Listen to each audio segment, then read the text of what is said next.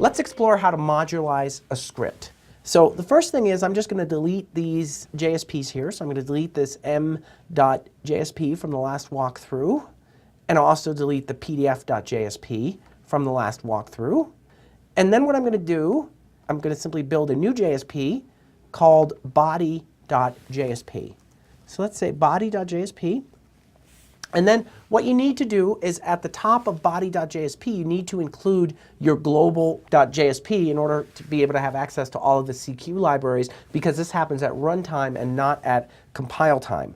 So I'm going to go back to my content page.jsp, and I'm going to just copy this server tag that includes the include. So I'm going to say copy, and I'm going to paste that up at the top of my body.jsp, as you see there.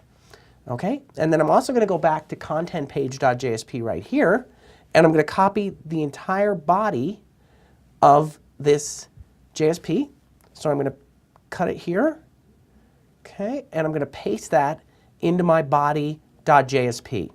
So now what I'm going to do is inside of content page.jsp, I'm going to add an include, and I'm going to include the contents of this body.jsp inside of my content page.jsp. And this will make everything much more modular, much more reusable. It's better for source control systems. I can look at it and I can say, oh yeah, my code is in here for body.jsp. So it makes a lot of sense to do this. And remember, we always want to use CQ include, not sling include, to make this work properly.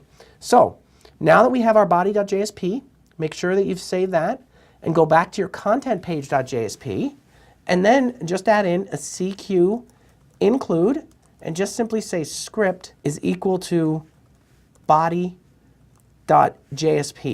And this will include this at runtime inside of our JSP. Now, if we actually explore and we look at what the author would see, you should see that there's no change from the author's perspective. And again, the script will work in exactly the same way it did earlier, as you see here. But again, our code is much more modular, much more able to be reused.